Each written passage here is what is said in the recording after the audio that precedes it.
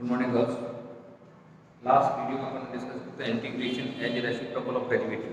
Derivative का reciprocal होता है इंटीग्रल। उसके बहुत सारे क्वेश्चंस किए थे, कुछ स्टैंडर्ड क्वेश्चंस किए, कुछ बोर्ड में आए हुए क्वेश्चंस सॉल्व किए और एक मैंने डीपीटी भी दी थी, वो आप लोगों ने कर ली होगी। अगर कोई प्रॉब्लम हो तो यू कैन आस्क मी, क्योंकि इसमें एक एक्सरसाइज कंप्लीट होने के बाद ही अगली एक्सरसाइज करोगे तो अच्छा रहेगा। अपन अगर सेकंड वाली एक्सरसाइज करेंगे, पहले वाली नहीं करेंगे तो समझ में नहीं आएगी। एक दूसरे की कंटिन्यूटी ऑर्डर में सबसे पहला तो मतलब डेरिवेटिव आना चाहिए। डेरिवेटिव के बाद में जो भी अपन इंटीग्रल कर रहे हैं एक एक स्टेप बाय स्टेप आगे। सबसे पहले क्या इंटीग्रल है रेसिप्रोकल ऑफ डेरिवेटिव। नेक्स्ट आज अपन डिस्कस करते हैं integration by substitution. The type of integration. Second आता है integration by substitution. This is the most important part of. अगर अपने को इंटीग्रेशन बाय सब्स्टिट्यूशन आ गया है, समझ लो इंटीग्रल का 60% 60% पार्ट आ गया। कई कभी पर इंटीग्रल करेंगे 90% क्वेश्चन सब्स्टिट्यूशन सॉल्व हो, चाहे वो बाई पार्ट्स में हो, चाहे वो आगे चल के सब डेफिनेट इंटीग्रल हो, चाहे एरिया के एप्लीकेशन ऑफ इंटीग्रल हो, कहीं पर भी इंटीग्रल है 60-70% 80% पार्ट हो तो वो सब्स्टिट्यूशन से सॉल्व हो। और सब्स्टिट्यूशन में बहुत सारे मेथड्स है, जैसे डेरिवेटिव में मेथड थे उस तरह सब्स्टिट्यूशन के बहुत सारे मेथड्स है। Simple substitution, trigonometric substitution, logarithm substitution, उसके बाद में अलजेब्रिक फंक्शंस का इंटीग्रल, लॉगरिथम फंक्शन का इंटीग्रल, रेशनल फंक्शन का इंटीग्रल, ये रेशनल फंक्शन का इंटीग्रल, सब में सब्स्टिट्यूशन तो यूज हो गई। अपन सिंपल सब्स्टिट्यूशन यूज करते हैं। अगर कोई फंक्शन दिया हुआ है तो इंटीग्रेट करना है f dx। अब ये जो है कि थ्योरम लिखी मैंने, ये integral f dx the variable x is change to variable t by del x is equal to f of t। तो जब अपन फंक्शन को t मानते हैं तो इसका डिफरेंशियल भी करना पड़ेगा, क्योंकि इसके अंदर आपके पास dx है। तो इसको डिफरेंशिएट करोगे with respect to separate variable, इसको x के रिस्पेक्ट में, इसको t के रिस्पेक्ट। अब अगर अपन देखते हैं जैसे डेरिवेटिव में पैरामेट्रिक फंक्शंस, राजस्थान बोर्ड ने इस साल हटा दिया, कोई बात नहीं, हटा दिया, अपन ने कर लिया था यहाँ का x और t अलग अलग डिफरेंशियल करना है, दो अलग अलग वेरिएबल है, दोनों को अलग अलग डिफरेंशियल करना। Parametric function x is a function of t, then you find the dx by dt। dx by dt नहीं करते दोनों को अलग अलग डिफरेंशिएट करते हैं। तो अपने को डेरिवेटिव अच्छी तरह से आएगा तभी अपन इंटीग्रल कर सकते हैं। मैंने बार बार यही कह रहा हूँ। जैसे अपन इसको मान लो t मानते हैं, अब इसका डिफरेंशियल आना चाहिए, उसके बाद ये सब्स्टिट्यूट करेंगे। अब ये जरूरत क्यों पड़ी इसकी? What is the necessity of substitution? अभी तक अपन ने जो फॉर्मूले किए उन फॉर्मूलों पर बेस्ड क्वेश्चन है, उनको डायरेक्ट इंटीग्रल कर सकते हो। अब क्वेश्चन अगर ऐसा है कि जो उस फॉर्मूले पर बेस्ड नहीं है, अपने पास उसका फॉर्मूला नहीं है, तो उसको फॉर्मूले में कन्वर्ट करने के लिए सब्स्टिट्यूशन काम आता है। ये बेसिक कॉन्सेप्ट, बेसिक इसका कॉन्सेप्ट है। ये ठीक है, ये कॉन्सेप्ट अपने बुक में मिलेंगे। मेन सब्स्टिट्यूशन क्या होता है कि whenever you have to integrate a function, the function is not integrate by using previous formula. जो पुराने फार्मूला तो वो इंटीग्रेट नहीं हो रहा है, तो अपन उसमें क्या करेंगे, पहला काम तो करेंगे कोई टेक्निक लगाओ, ट्रिक लगाओ और उसको फार्मूला में कन्वर्ट करो। अगर उससे नहीं हो रहा है तो अपन क्या करेंगे, कोई ऐसी सब्स्टिट्यूशन करो जिससे पूरा expression convert into new variable. अब पूरा एक्सप्रेशन का मतलब उसमें dx भी कन्वर्ट होगा। तो dx कब कन्वर्ट होगा, जब उसको डिफरेंशिएट करोगे। ये पूरी चीज अगर मान लो t में मान लो पूरी चीज t में कन्वर्ट हो जाती है, और ये ऐसे कन्वर्ट होगा तो इसका फॉर्मूला अपने पास ठीक होगा। अब एग्जांपल लो, मैं यहां से समझो, जैसे अपन लिखे x की पावर n dx, इसका इंटीग्रल अपन ने किया था, ये होता है if the question is that find the integral of ax plus b whole power n। अब इसका फॉर्मूला अपने पास नहीं है, then you can substitute this by t। suppose ax plus b is equal to t। अब जिसको t माना है उसको डिफरेंशिएट करो dx के लिए। a तो कांस्टेंट, x का डिफरेंशियल dx, b का 0 और t का d, और इसे dx की वैल्यू निकालो, dt अपॉन। अब क्वेश्चन में ये सब्स्टिट्यूट करो, दोनों इसमें सब्स्टिट्यूट करोगे, इसकी जगह करें t की पावर n, इसकी जगह जाएगा dt अपॉन t। ये तो कांस्टेंट है, बाहर आ जाएगा t की power n dt 1 upon a। अब यहाँ पे फॉर्मूला लग जाएगा t की power n plus 1 upon n plus 1। अब इसके बाद t की पावर वैल्यू ये आ जाएगा 1 upon a ax plus b whole power n plus 1 upon n plus 1।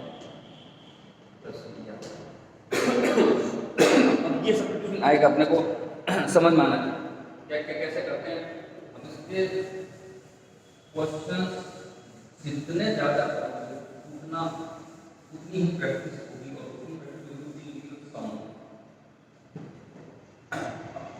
जैसे मान लो अपने पास e पावर x कंटिन्यू किया था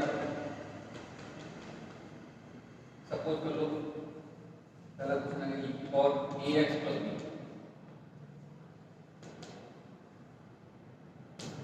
अब इसमें अपने को क्या करना है इसको इंटीग्रेट करने के लिए e पावर x को भी माना ax plus b is equal to t a x का dx b का 0 is equal to dt dx is equal to dt upon step by step बता रहा हूँ क्वेश्चन छोटे क्वेश्चन से कॉन्सेप्ट आएगा तो क्या क्या आएगी। अब इस दोनों चीजों को सब्स्टिट्यूट कर दो क्वेश्चन के अंदर पूरा फंक्शन जी का फॉर्मूला में रखने का प्रयास करो। एक तो देखो ax plus b की वैल्यू एक रखो ये dx की या ये e की power t dt upon a 1 upon a बार हो गया e की power t dt 1 upon a e की power ax plus b power t की पावर t का e की पावर t होता है t की जगह बदल दो। अब अगर इसी क्वेश्चन को ऐसे दिया हुआ इंटीग्रल x की पावर x स्क्वायर होने के लिए ये क्वेश्चन इस फॉर्म में दिया इसको मैं ऐसे लिख देता हूं e की power x square x dx इसको की मान x स्क्वायर को सपोज किया डिफरेंशियल x स्क्वायर का 2x और x का dx e का dt x dx dt upon क्या करना है पूरा फंक्शन की में कन्वर्ट करना दोनों चीजें याद रखनी whole expression convert into t then the new factor e की power t dt upon 1 upon 2 e की पावर t by e की power t plus e 1 upon 2 t की होगा वैल्यू ये सब्स्टिट्यूशन का पार्ट होगा। ये छोटे छोटे क्वेश्चन से इससे आगे बढ़े बड़े क्वेश्चन बनेंगे। सिंपल एग्जांपल होता है अदरवाइज क्या होगा सीधे बड़े क्वेश्चन करोगे समझ में नहीं आएगा। जैसे अपन लेते हैं इंटीग्रल sin x क्या होता है माइनस cos x। अब अगर मान लो अगर sin ax plus b ax plus b को भी मान लो a dx equal to dt और dx equal to dt upon ये होगा sin t dt upon e 1 upon e तो आगे बार sin t dt sin t का हो गया minus cos t plus c minus cos ax plus b upon a plus c। अब ये integral इस टाइप से अपने को इंटीग्रल आगे जाके करेंगे सब्स्टिट्यूशन के जो इंटीग्रल्स होंगे उस टाइप का जो आगे जाके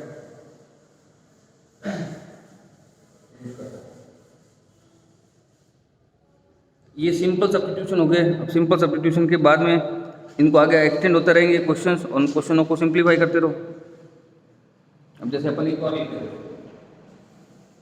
ट्रिग्नोमेट्रिक cos x का इंटीग्रल क्या होता है sin x plus c फिर मान लो क्वेश्चन दिया हुआ x cos x square dx। इसमें यही होगा सब्स्टिट्यूशन में पूरा का पूरा क्वेश्चंस नए वेरिएबल में कन्वर्ट होना चाहिए इंक्लूडिंग dx। तो पहले इसको cos x square x dx x square की मान लो 2x dx is equal to dt x dx is equal to dt upon x dx की वैल्यू होगी dx स्क्वायर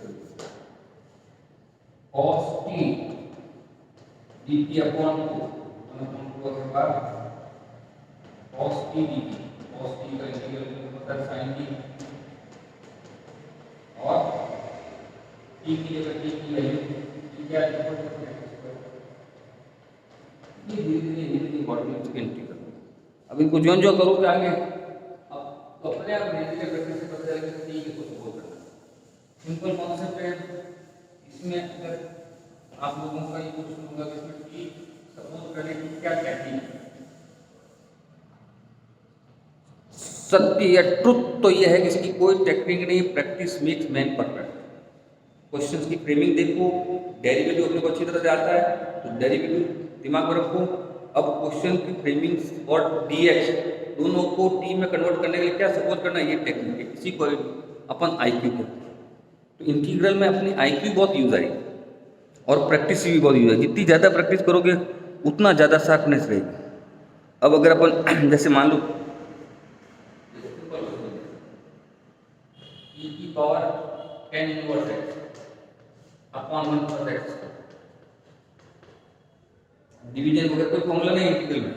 अपन क्या करेंगे, क्वेश्चन को देखते 10 इनवर्स x और इसका differential 1 upon 1 plus x square दिख रहा है। 10 इनवर्स x को t मान लो, 1 upon 1 plus x square, dx क्या हो गया dt, ये बन गया e की पावर t dt, e की पावर t का e की power t plus t, e की power 10 inverse x plus c। ये क्वेश्चन धीरे धीरे इंक्रीजिंग ऑर्डर में बनेंगे। जो जो क्वेश्चन सॉल्व करोगे आगे चलते रहेंगे, क्वेश्चन होते रहेंगे। अब जैसे अपन अलग अलग एग्जांपल देते हैं, ट्रिग्नोमेट्री के बता दीजिए, x की पावर x का बता दीजिए, e की पावर x का बता दीजिए। जैसे मान लो अपन 1 अपॉन x का इंटीग्रल क्या होता है, log x। अब अगर अपन 1 अपॉन ex प्लस b, इस पूरे को भी मान लो, मान से समय अपन जो इसके साथ कांस्टेंट है उसका कांस्टेंट का डिफरेंस क्या होता है।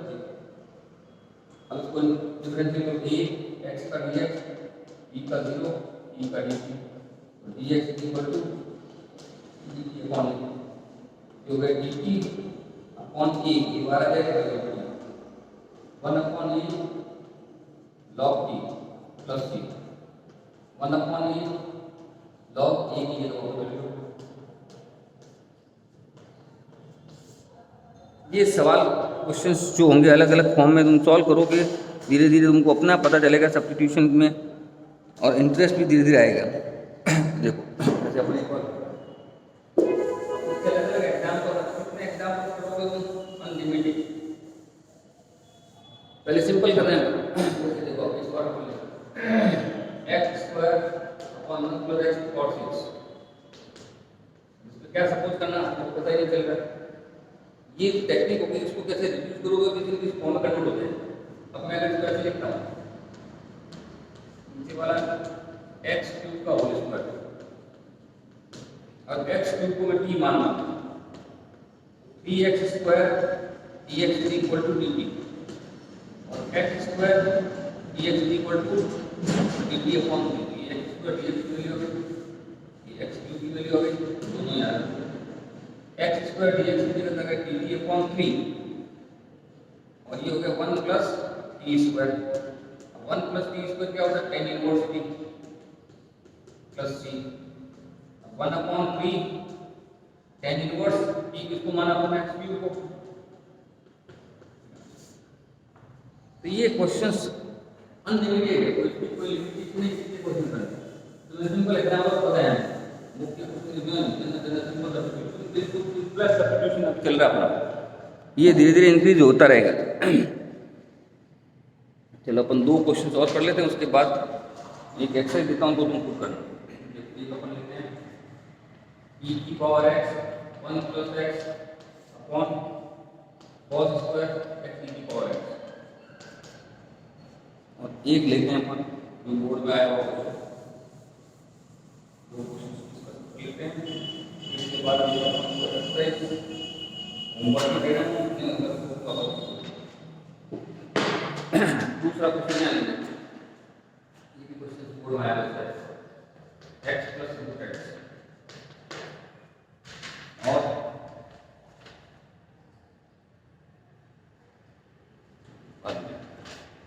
अब देखो तो पहले इसको कर लेते हैं,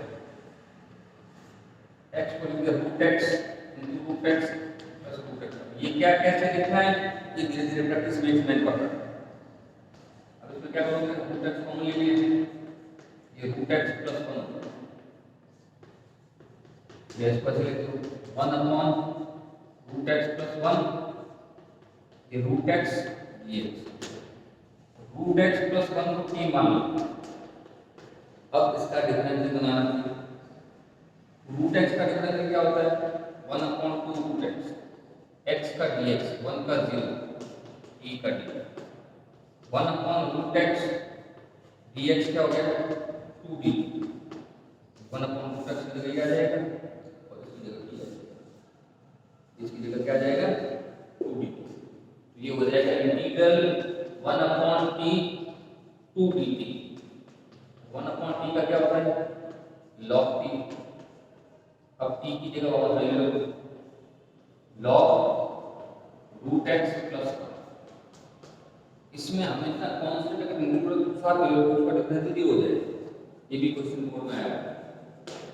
वैसे देखो x की पावर x d मान लो, अब ये पता कैसे चलेगा, पता केवल प्रैक्टिस से चलेगा, सिंपल सा कॉन्सेप्ट है।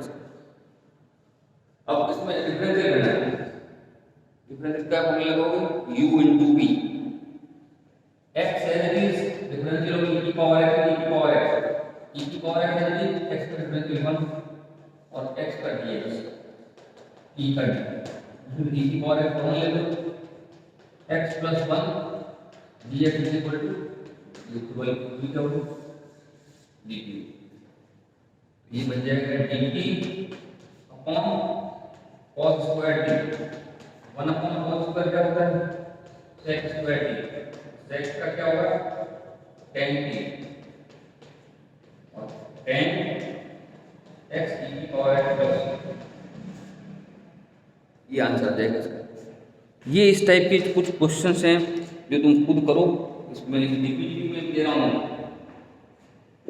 डीपीटी में कुछ क्वेश्चंस दिए गए हैं, उन क्वेश्चनों को सिंपलीफाई करो, जो क्वेश्चन नहीं होते हैं इसमें जितने ज़्यादा क्वेरीज होगी जितने ज़्यादा क्वेश्चन तुम खुद करोगे जितना देखिए, फिर नहीं होते हैं तो कुछ अगर समझ में नहीं आता तो सिंपल से वापस पूछ सकते, ये सब सिंपल क्वेश्चन किए हुए अलग अलग फॉर्म, तो सिंपलीफाई करोगे सॉल्व होते रहेंगे। जैसे मान लीजिए एग्जांपल और पढ़ रहे हैं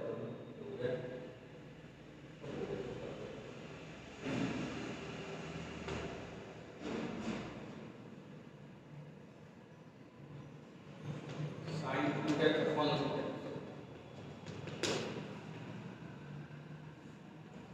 e की power m cos inverse x upon under 1 minus x square. कुछ छोटे क्वेश्चन है सभी, सीधा सीधा दिख रहा है रूट एक्स को भी माना, रूट एक्स का differential 1 upon root x dx equal to dt, 1 upon root x dx equal to 2dt, ये हो जाएगा 2dt, ये sin t 2dt, sin t का होता है माइनस का cos t और cos t की जगह इसमें देखो cos इनवर्स x इसका differential n cos inverse x को t मान, cos इनवर्स x का differential -1 upon under 1 minus x square, x का dx equal to dt, dx upon under 1 minus x square की जगह आ जाएगा माइनस dt अपॉन m, इस बार dt upon m, ये हो जाएगा e की power t dt upon m, 1 upon m बार आएगा माइनस e की पावर t का e की पावर t माइनस e की पावर t की जगह m cos इनवर्स x, भी 5-7 क्वेश्चन मैंने किए हैं, इन क्वेश्चनों को एक बार वापस करो, पहले किए हुए क्वेश्चन, उसके बाद इसमें इसके साथ जो डीपीटी दी भेज रहा हूँ उसमें भी कुछ क्वेश्चन दिए सॉल्व, उनको करो, जो नहीं होता है तो हैंड टू हैंड वापस मुझे पूछो, तभी ये चीज़ें समझ में आएगी, अदरवाइज ये चीज़ें आगे समझ में नहीं आएगी। Thank you.